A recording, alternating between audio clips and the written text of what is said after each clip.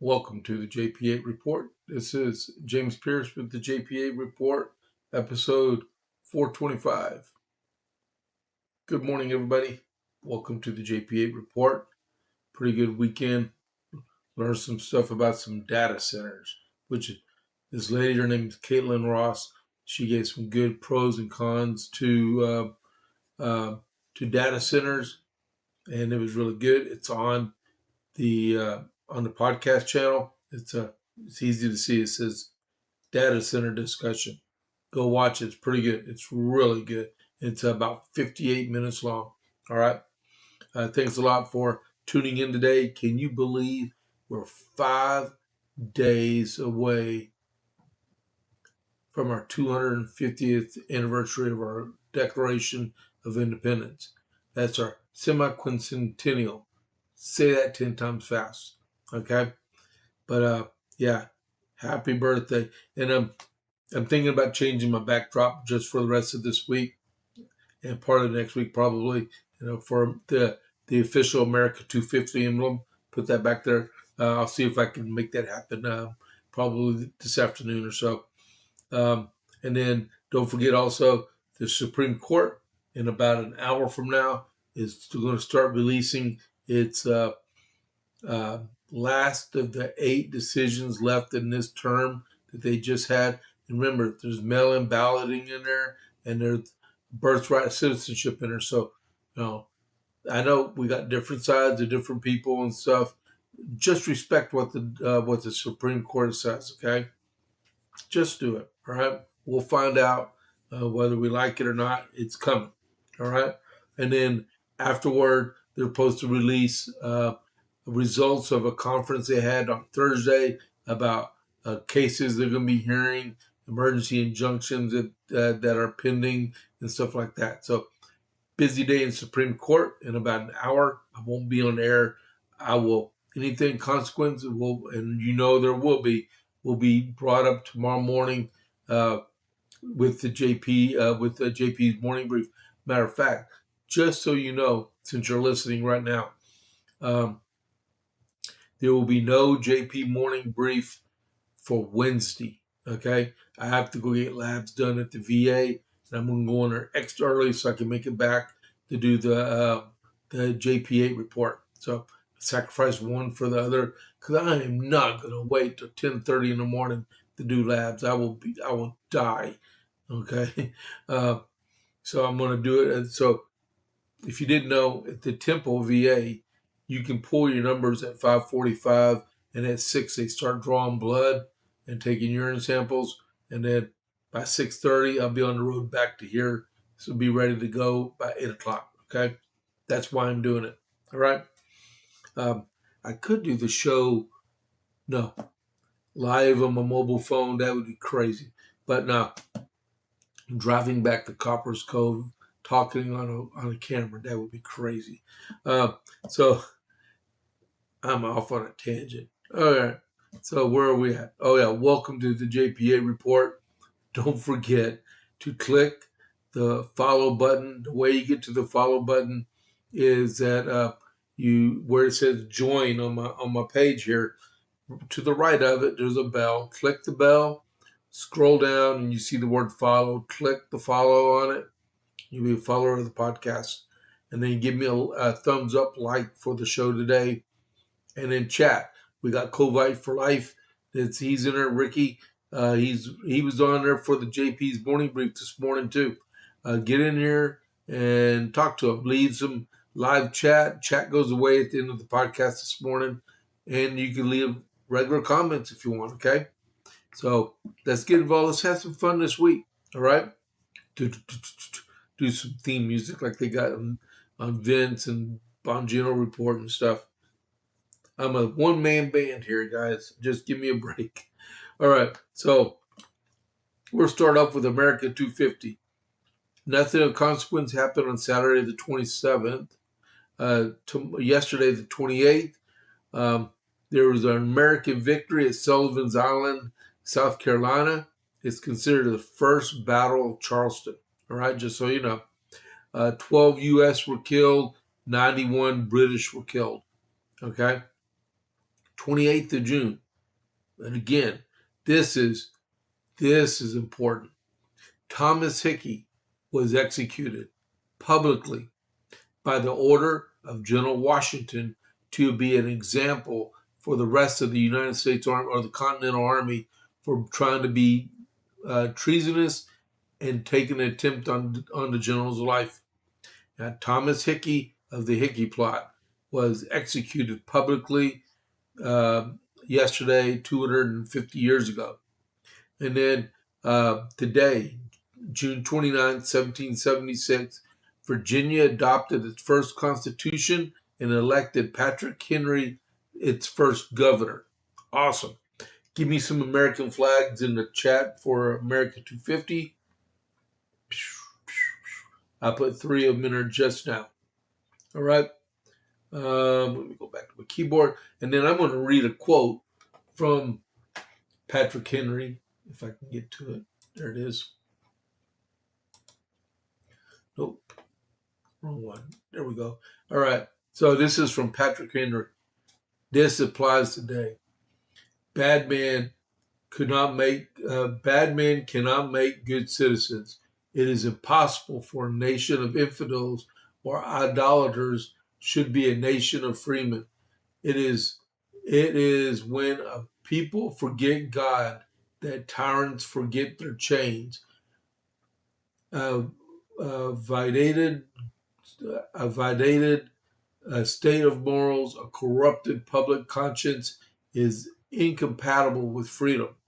No free government or the blessings of liberty can be preserved to a people, but a firm adherence to justice, moderation, temperance, frugality, and virtue, and by a frequent recurrence to freedom, to fundamental principles. I butchered that all up, people. I'm sorry. Let's try it one more time. Bad men cannot make good citizens. It is impossible for a nation of infidels or idolaters should be a nation of free men. It is when people forget God that tyrants forget their chains. A vitiated state of morals, a corrupted public conscience is incompatible with freedom. No free government or the blessings of liberty can be preserved to any people, but a firm adherence to justice, moderation, temperance, frugality, and virtue, and by a frequent recurrence to fundamental principles. Patrick Henry. Yeah, I said it right that time. Meanwhile, back to the program. All right, so the armament shop, whether you're looking for your first firearm, upgrading your setup, or need expert service, Jason at the Armament Shop is Copper's Code's premier source for all things shooting. Browse our wide selection of pistols, rifles, and shotguns, backed by top-tier gunsmithing for repairs, along with reloading supplies and professional cleaning to keep your firearm in peak condition. Need a transfer? We make FFL transfers fast, easy, and affordable. Need your CHL? Jason can handle those classes. He has over 3 decades of experience. Visit the Armament Shop today at 115A West Avenue D in Copper's Cove, or call or text 254-560-2023, or visit them at www.armamentshop.com. That's www.armamentshop.com. The Armament Shop, your safety, our priority. All right, I'm back. Here we go. Iran and the U.S. agreed to halt strikes and agreed to talks in Qatar tomorrow. All right. The United States and Iran will reportedly stand down for now after a weekend of military skirmishes in the Strait of Hormuz, and both sides will try to reboot peace talks in Qatar this week. Officials told multiple news outlets, including Axios, CNN, and Fox News. One of the three of those are legitimate, okay? Uh, that there was an easing of tensions after several days of exchanging fire near the strait. Technical talks are slated to continue in on all areas of the MOU. Both sides will stand down for now. Vessels can move freely. That was from the White House. Axios reported that the two sides will resume talks in Doha, Qatar, on Tuesday. CENTCOM conducted strikes on multiple targets in Iran after Tehran had flagged the Panamanian flag tanker in the Strait of Hormuz. Iran responded Sunday by launching strikes against Kuwait and Bahrain and Qatar. One person was killed in Qatar. Meanwhile, on another war front, Bloomberg News reported that Russia expects American negotiators Steve Witkoff and Jared Kushner to travel to Moscow to continue talks on ending the war in Ukraine as soon as tensions ease with Iran. Yeah, we'll see if we can make both happen, right? But my view is Iran got spanked around a few times this last weekend and late last week. But I'm telling you, they might have seen the writing on the wall, like Vince was talking about on the air a while ago. Their economy is crushed. Their defense industrial complex is crushed. If they're lucky, they can make up to 5 missiles a month max instead of 100, 150 missiles a month. They're down to 5 or less. I mean, they launched 4 last week, and then at least 3 this week. That's 2 months of production, maybe 3. And the war's been going on since like March 2nd. They don't have much. They don't have much at all. And the realization is our Independence Day is coming up quick, right? What better time to show the world the greatest fireworks display known to man by dumping probably 20, I would dump 20 MEPs in the center of Tehran to make an issue, make a point of what's going on, and put this nonsense to rest. Iran signed an MOU with this. We're not going out searching for people to shoot up. They're coming to us. They're shooting flag vessels, Panamanian and Singapore, and they expect us to just sit by and let them do it. They're telling people they will abide by Iranian directives going through the Strait of Hormuz. We're not doing that. We are not doing that, and they're going to pay a price. Oman, you'll hear in just a second. Oman said, "No, we're not good. We're not playing this game." So Iran probably saw the writing on the wall that something bad was going to happen this week if they didn't return to the table to talk with us. I'm glad they did, but man, my patience is like 2 months back. Okay, so here we go. The rest of this. Israel and Hezbollah exchanged fire this weekend, and Hezbollah said it will defend its homeland. Well, at the same time, Israel discovered a 200-meter long Hezbollah tunnel going underneath the border of Israel.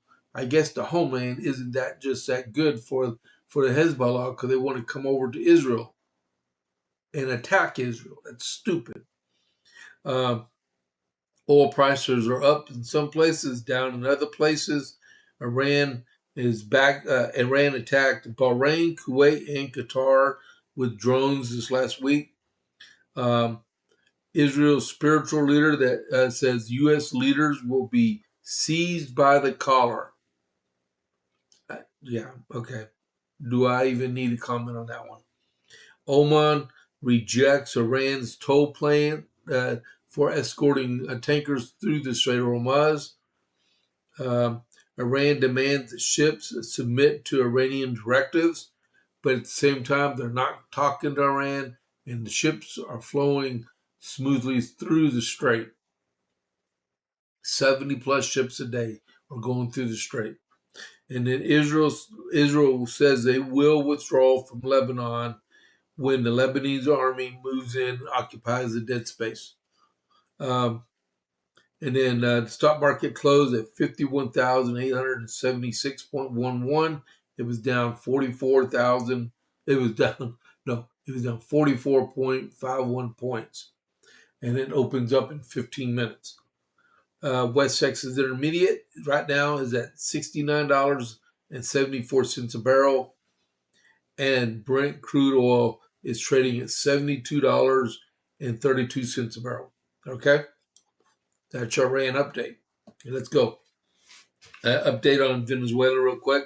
It was reported this morning the death toll is up to 1,500 dead, and still 70,000 people are missing in the devastated regions west of Caracas, where they sustained a 7.2 earthquake and a 7.5 magnitude earthquake last week. All right. And the U.S. is responding with aid teams, military teams for search and rescue, and delivering thousands of $millions of food rations for them. Okay, we have to keep that government stable down there, or they'll fall back into the same condition they were before their interim president Rodriguez took power after Maduro was captured and brought to the United States. All right. Okay, so Saturday,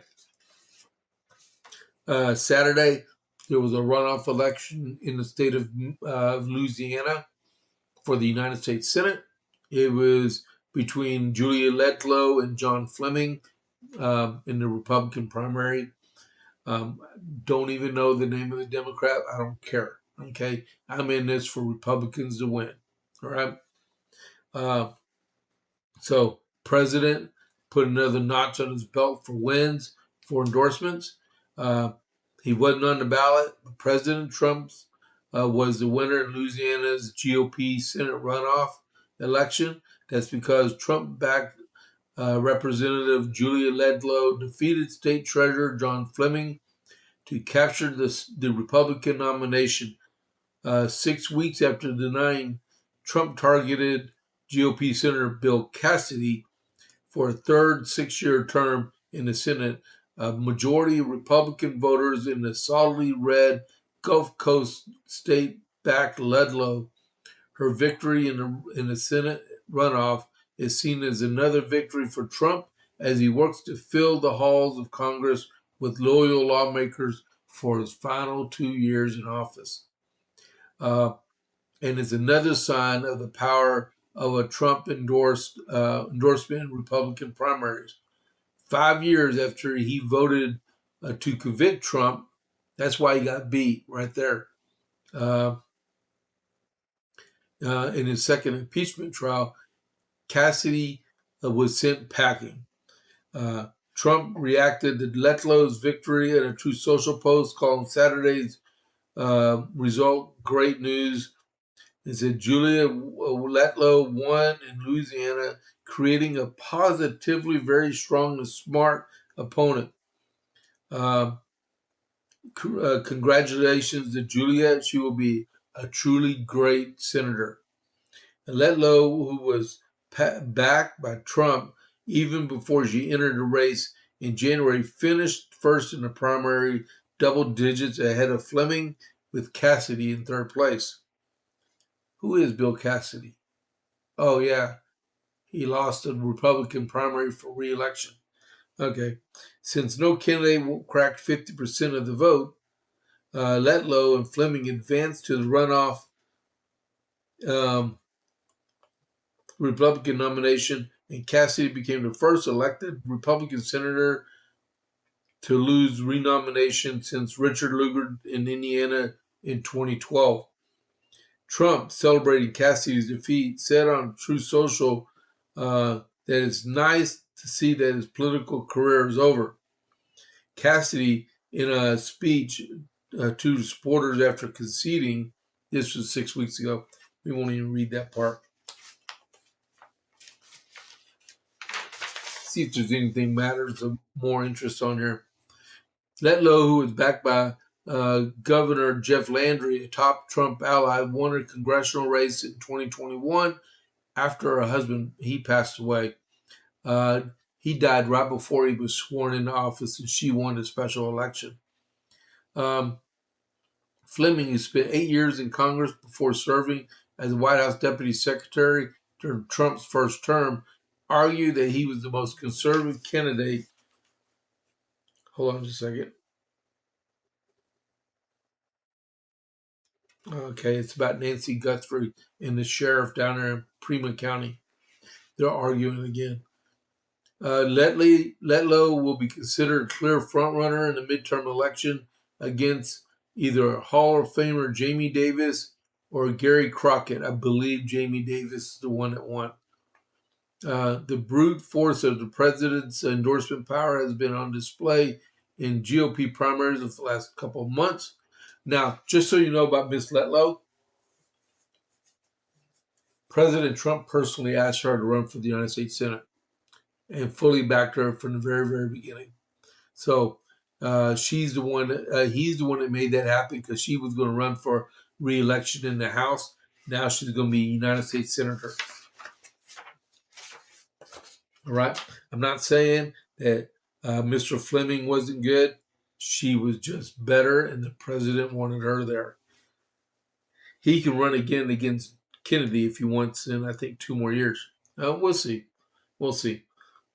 Hey, put some American flags in the chat. Come on, we're on our 250th anniversary week. Let's do this. People, put some American flags in the chat, and or put them in the comment section if you want. All right. Hold on just a second.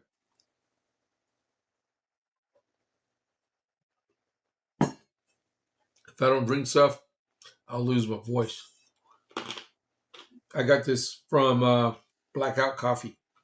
If you're looking for something that says 1776 on it. It says 1776, we the people. Okay.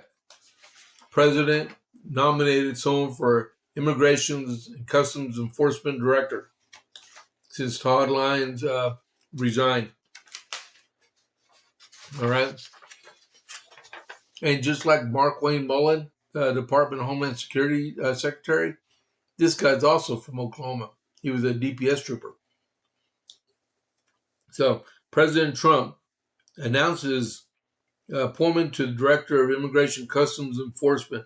I am very pleased to announce I have nominated Lance Stroyer to be our next ICE Director.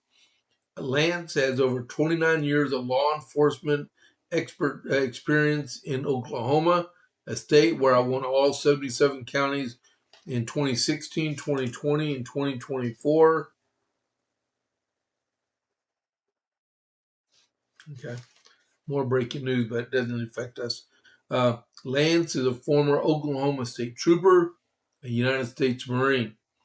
He is a patriot with real operational experience and proven leader with decades of experience locking up the worst of the worst, including spearheading 278 law enforcement partnerships with ICE.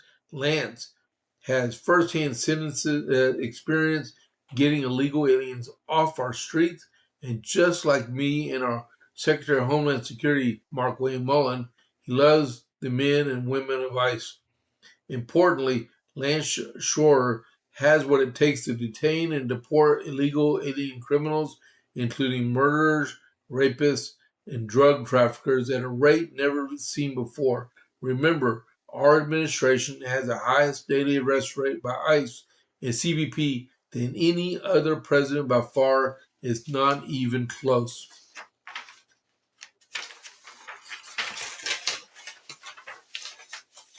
And Senate must confirm Lance immediately. Do not delay. Together, we'll make America safe. And again, thank you for your attention to this matter, President Donald J. Trump. It just doesn't say when his confirmation hearing is going to be.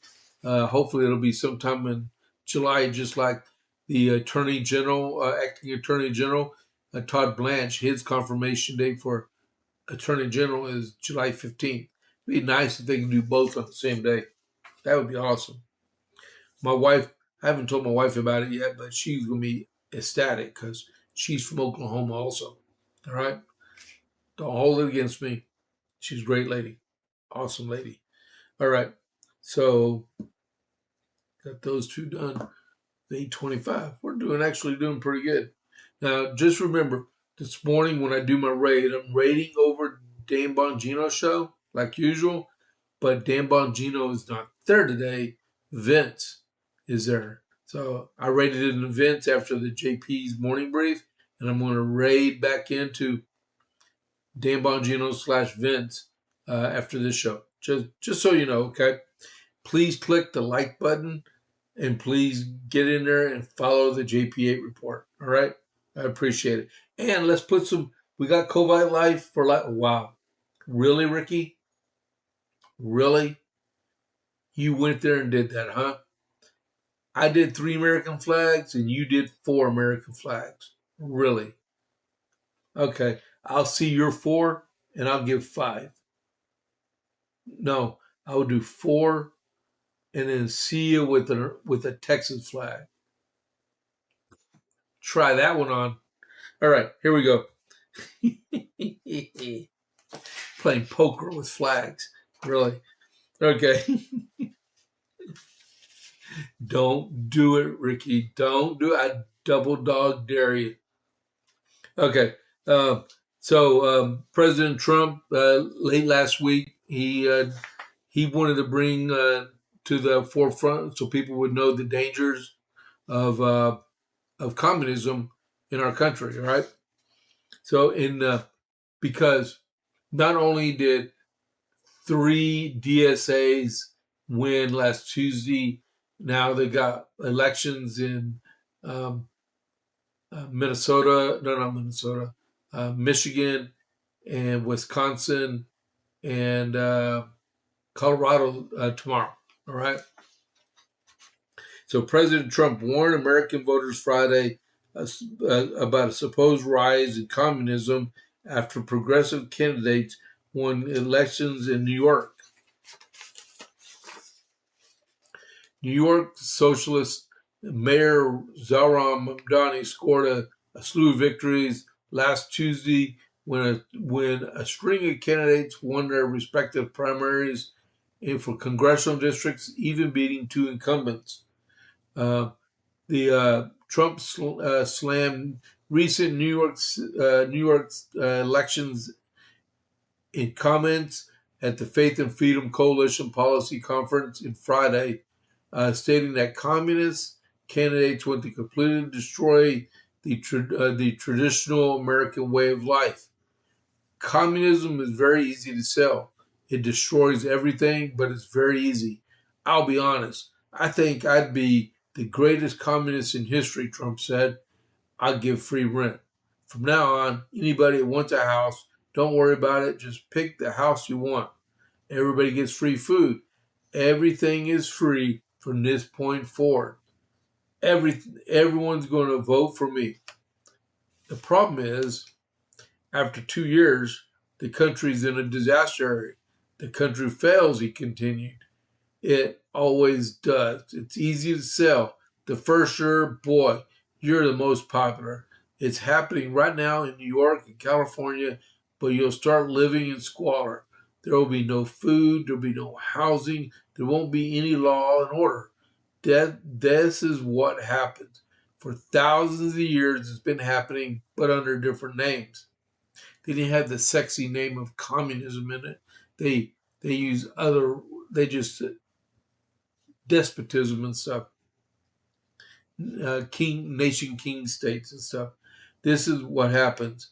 The warning comes after a New York City Housing Board on Thursday voted to freeze rent for approximately 1 million rent-controlled apartments for tenants with 1 year or 2 year leases for a period of 2 years. You know, I got one question about that. Why? I don't think it's legal to do that, but they're going to get away with it regardless. But now they're going to freeze those rents. But are they going to freeze all the labor and prices for all the people they have to come in and make repairs to said buildings and units? Are they going to freeze the interest rates for people that are mortgaging those properties that they couldn't get a fixed rate? They had to get an adjustable rate. Are they? Because these people got to pay their bills, and if their bills are going up and they don't have the income to match them, they're going to go bankrupt. Maybe that's the plan that New York wants to work on. All right, next. There's, as we were talking about with Lebanon earlier, there is a framework agreement between Israel and Lebanon for peace. Okay? And I know. Lebanon, it has Hezbollah on it. How can there be peace? That's going to be the issue. Like I said earlier, Israel said they will withdraw from Lebanon only after Lebanon moves in and fills the dead space where Hezbollah and Israel used to be. All right? It says Secretary of State Marco Rubio announced Friday a U.S.-backed framework for lasting peace and security between Israel and Lebanon following multiple days of talks between both sides in Washington last week. Israel has been clashing with Iran-backed Hezbollah terrorist group in Lebanon in recent days, despite a previous ceasefire agreement. Today is a good day in that we are happy to announce a framework agreement between the sovereign government of Lebanon and the government of Israel. With the mediation and support of the United States of America, that begins to be put into place a framework for lasting peace and security, and that is what these two nations deserve. Really, that is very true. They got to get Hezbollah out of that country, disarmed. All right, Tellurico. Tellurico is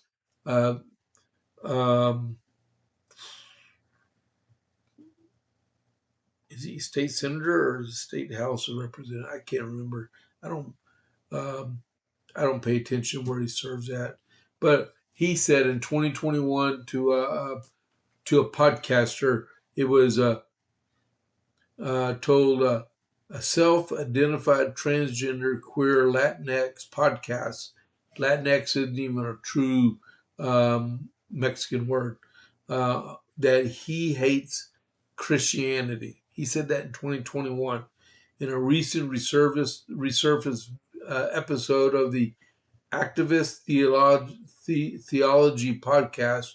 James Tellurico, a Democrat state lawmaker now running for the Senate, confided that I always think of myself as a Christian who hates Christianity. He went on to say, I always get drawn back into it because nowhere else, in no political philosophy, in no other economic theory, do I find anything nearly as true, radical, revolutionary as the teachings of that barefoot rabbi.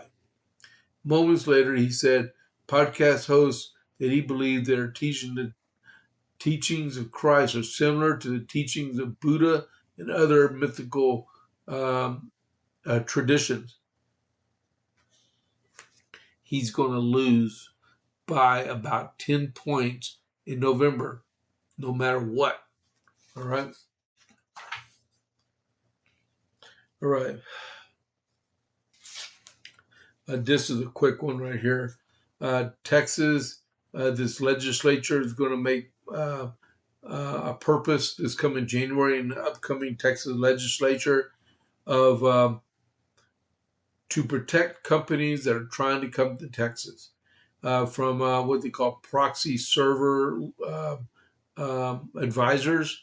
So what it is we got companies that take votes because they're publicly traded to move to Texas, and you got these people that are in there saying they're trying to sow discord and trying to advise people not to take that vote and relocate to Texas because we don't have no state income tax. Maybe it's because we're Republican, right? Um, so this is a whole lot to read. But yeah, that's basically how it went. So it says roughly 70% of outstanding shares in publicly traded U.S. companies are held by institutional investors to save costs. Many rely on proxy advisory firms' recommendations of how to vote. So they can't use their own initiative to vote the way they want to vote. They got to go to these advisory firms that says, we as a think tank think you need to vote this way. Well, most of them are liberal and they don't want to roughen up the boat, especially with like Delaware, because that's a blue state, right? So, and that's all in response to ExxonMobil moving to Texas, Dell moving to Texas, Samsung moving to Texas, and there's countless other companies because we've had hundreds of companies over the last 5 years relocate here because they just can't stand the politics in those states anymore. All right.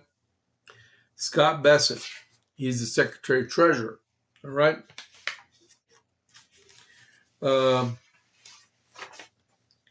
He put out this weekend, he is confident that the United States will weather the Iran conflict and a temporary spike in gas prices and finish 2026 with economic growth above 3%. That'd be the GDP, right?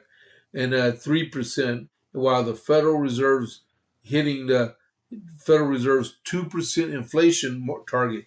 That means inflation is going to come down, which is good. Bessent told Just the News that a recent revision upwards in the GDP is one of many signs the economy is still strong. The president rightly believed that Iran was an existential danger and it had to be dealt with. It was a 90-day intervention there, but the economy, our economy, did the best in the world in terms of any major economy that pushed back from the naysayers. The first quarter just got revised up to 2.1.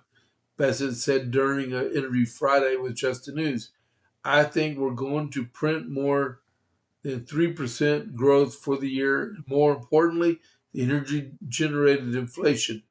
Crude oil prices today are lower than they were on February 27th. For comparison, real GDP growth in 2025 was at 2.1, right? Bessent also predicted that gasoline prices would continue to come down for the summer driving season. We will be back towards Fed's 2% inflation rate, and the message is job growth is the subsequent moving into April, mid-April, and into real wage growth for Americans, working Americans. Just got to give it time, just like the president keeps saying. Now, while we're at this, hold on just a second, okay? Let's see here. I am going to check.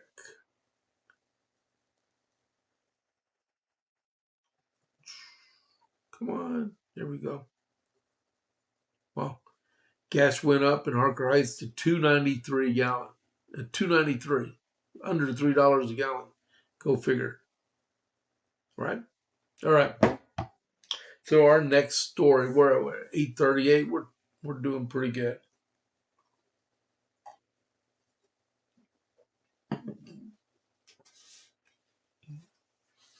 So another story from Scott Bessent.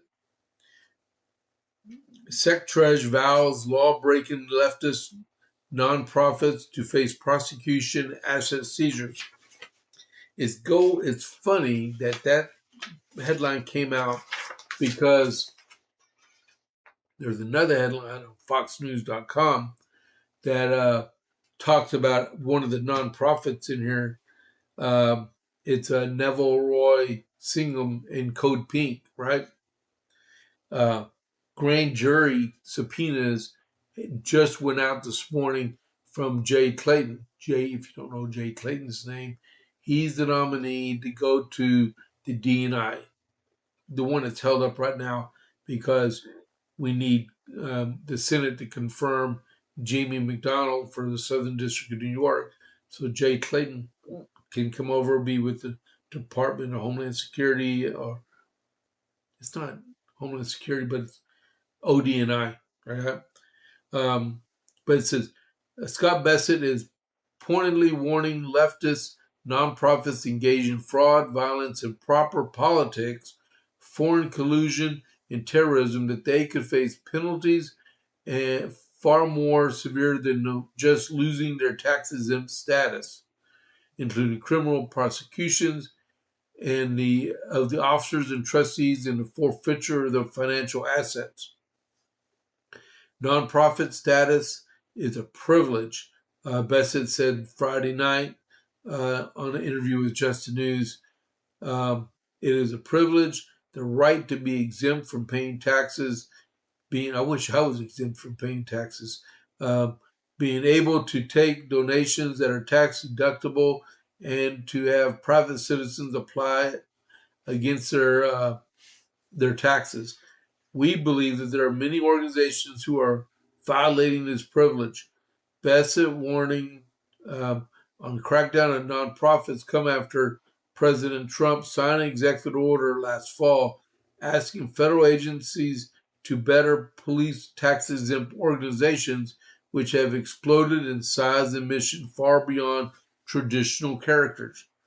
FBI and IRS recently created a first-ever joint task force to police wrongdoing in the industry, which now accounts for more than 10% of the U.S. economy.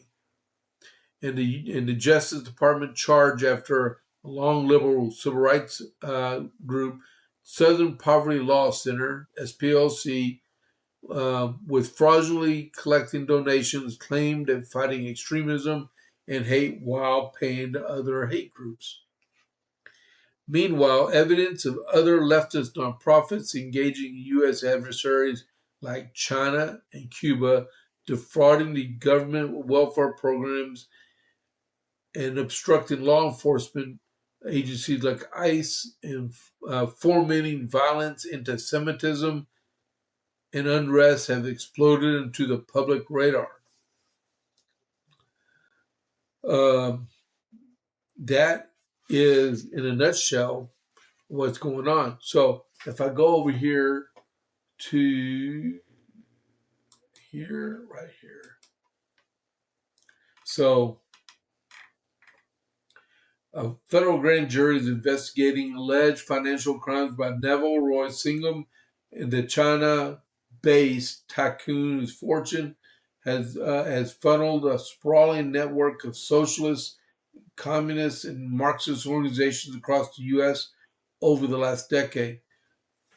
According to sources familiar with the matter, a grand jury in Manhattan has issued subpoenas as part of a probe launched by U.S. Attorney Jay Clayton by the Southern District of New York, one of the country's most powerful districts for federal prosecutions. Acting Attorney General Todd Blanche authorized the investigation as the Trump administration seeks to crack down on fraud, money laundering, and other financial crimes in the multi-billion-dollar nonprofit industry.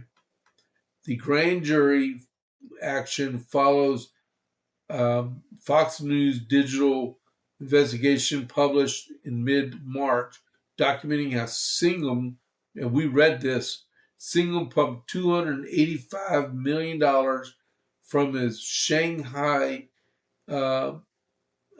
headquarters into a Goldman Sachs philanthropy fund and two shell corporations that then led the money into a constellation of nonprofit organizations, media operations, and activist groups pushing sectarian division and individual politics, identity politics, in support of socialist politicians.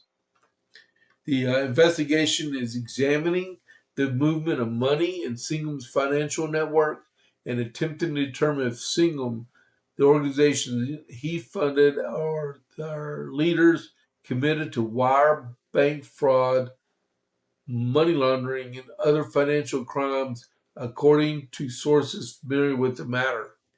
He is crooked as a jailbird, people. crooked. Man, him and his wife that are leaders in Code Pink, uh, in the Red Party. Her name is Jody Evans, if you did not know, okay? They've been married or partners for a long time. They live in Shanghai, China, so they're not prosecuted here in the United States, if you didn't know. All right?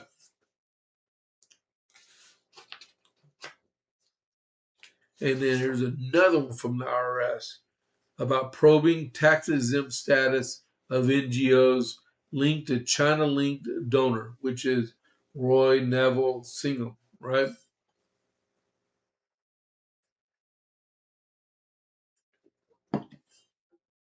Well, let me go back to my page here. All right. So, a guy named James Fitzpatrick, right? He made a watchdog complaint to the IRS complaining about the People's Forum. People's Forum, as I just said, was formed by Jody. Oh man, I forgot what her name is, and then Roy Neville Singham, Singham, right? They live in Shanghai, like I was saying a while ago. All right. A new complaint requests that the federal government investigate the tax exempt status of a left wing nonprofit that has allegedly fomented uh, violent riots. The Centers for the Advancement of Security in America, CASA, filed the complaint Tuesday morning with the IRS,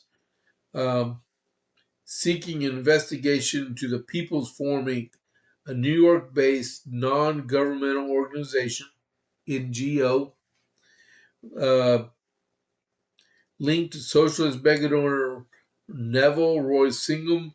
CASA's complaint alleges the People's Forum routinely organizes and funds protests that engage in illegal activity. People's Forum Incorporated is a tax-exempt fiscal sponsor of many progressive and radical organizations, including the Visceromus Brigade, which includes demonstrations often crossing the threshold from protected speech into illegal activity, including many of which have resulted in arrests, violent crimes against police, interference with federal immigration enforcement. The CASA director is James Fitzpatrick. We believe the many potential illegal activities from People's Forum has engaged in many grounds for the potential revocation of their tax-exempt charitable status, and immediate and full IRS investigation is appropriate to make this determination. Singham is an American millionaire who lives in Shanghai and has ties to the Chinese Communist Party. The New York Times documented financial ties in the ideological alignment of the People's Forum and Chinese Communist Party through Singham and his wife, Code Pink co-founder Jody Evans. Deny receiving any funds from the Chinese government. The People's Forum has ties to Venerosima Brigade, a left-wing group founded in 1969 that organized solidarity trips to Cuba to support the communist regime. In 2024, the People's Forum began sponsoring the brigade, according to VB. I don't know who VB is. Own website. VB is not tax exempt, but the People's Forum fiscal sponsorship provides the organization with a tax exempt umbrella status. It's all about saving all these tax dollars, right?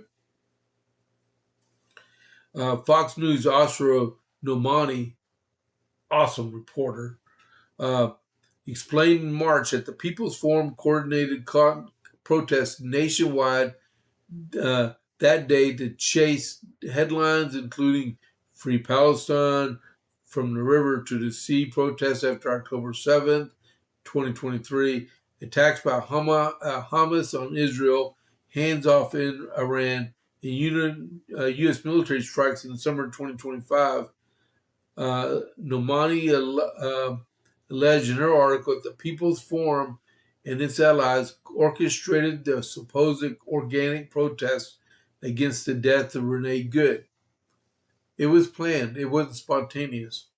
Okay?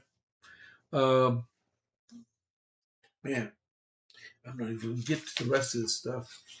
I got big articles. I wish I could do a Rumble Premium. Oh, man. Okay. So, since hearing just a few minutes ago on Fox News, I feel that if I'm hearing that the Southern District of New York federal court is engaging in, how do you say it, grand jury subpoenas for accusations, I have a feeling there will be an indictment coming down really soon. We'll see about that. You never really can tell because remember, it's still New York City. It's still about 85, 90% liberal in there because we just saw that for a real bearing on how the country's leaning toward when it comes to being in California, New York, not Texas.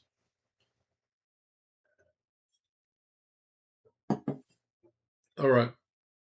So we're still at 8:51. Let's do this. I need a break for a second. Okay. Um, since I am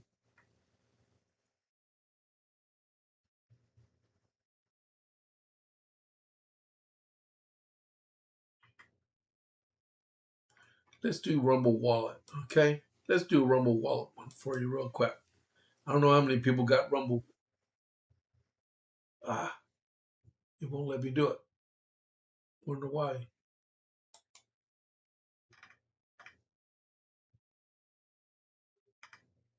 Okay, let's do Rumble Premium. Okay. You've probably noticed Rumble is growing fast and is not slowing down.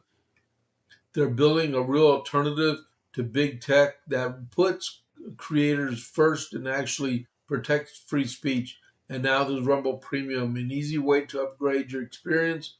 With Premium, you get an ad-free viewing across the platform, no pre-rolls, no interruptions, just the content you came for. Plus, Premium members unlock exclusive content like bonus videos, behind-the-scene drops, and more from your favorite creators. Right now, Rumble is offering $10 off its annual subscription.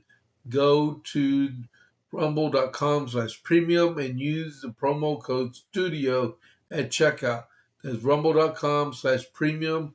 Promo code is STUDIO, no ads, more freedom, and content you can actually care about. That's the deal. All right. And I use Rumble Premium. You can see the little Rumble Premium sign beside my screen name over there. So do it. It's really good. Okay. Um, let's go back to here. Where am I at? Oh man, I messed that up. Hold on just a second here.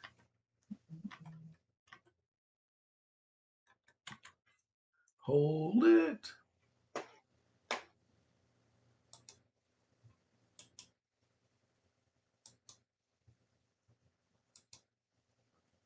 Like I said, I'm a one-man band. Okay. All right. So what's going on is 8:54. Okay. Um, we'll stop right there because these people are worthless people. I can't wait to see these people go behind bars. All right. So this week, just so you know, I am going to, on Saturday, I will do a podcast about probably 9 o'clock in the morning Central. All right. Before everyone gets going to do their thing with the Declaration of Independence and Independence Day, right? I am going to do a special report for the JP8 report. I am going to recite the Declaration of Independence on Saturday morning, right? I think it's fitting. It's only going to happen once, 250th anniversary. This is going to be cool, all right? I really hope y'all tune in there or watch it on demand. I would love to see about 500 views of this go out. I'm even going to share it to everybody. All right. I need to rehearse it so I don't stumble on it. All right. Now, also, tonight here in Harker Heights, we have the West Side Conservative Coalition. Our monthly meeting is going to be at Papa's Cafe over Miller's Crossing at 6 p.m. That will be pretty cool. Show up at 6 if you want to get something to eat. 6:30 when the meeting starts, right? And then Larry Robinson, a well-known precinct chair just like me, but he's in Bell County. He's going to be they're going to put him in the membership. Can't wait. I'll vote for him, definitely.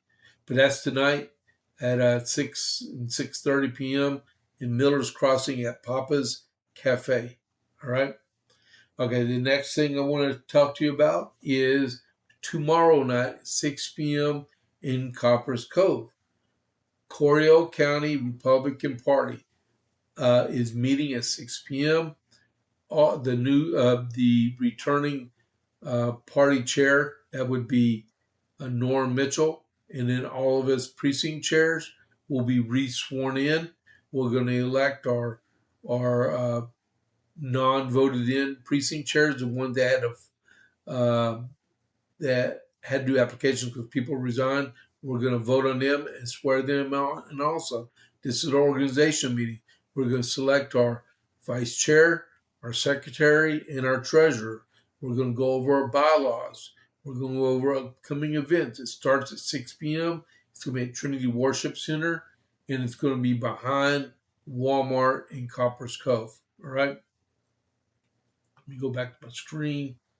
And then also, it's a couple weeks away, but Copper's Cove Conservatives Club, it's going to meet on July 14th at Giovanni's at 6 o'clock on the 14th of July, and that's our monthly meeting also.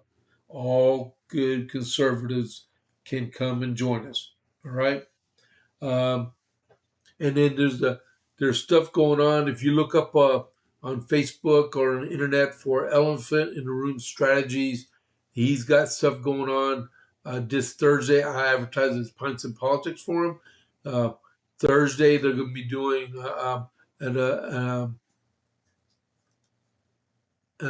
advanced screening of Young Washington in Belton. I think there may be seats still left. Go up there and try to find, look them up on the internet, okay? And then on Friday with Curmudgeon's Honeymead in Gatesville, they're going to be doing a showing of The Patriot, and they're going to be selling tickets to get out there and food, and they'll have a tasting room also for their alcohol also, all right? So that's some of the coming events going on. This week is going to be hot and heavy. Don't forget, Wednesday morning there will not be a JP's morning brief. There will be tomorrow, okay? But Wednesday morning there won't because I got to go to VA and get my blood drawn, all right? All the way, I got to drive 40 miles, all right? But I will be back in time to do the JP8 report, all right? So I'm going to do our raid, send us off to Bongino show. Dan Bongino's not there today. Vince is going to return to the scene of the crime and do another 2 hours or 1.5 hours on that one, right? And then go into his radio show. He is going to be exhausted tonight.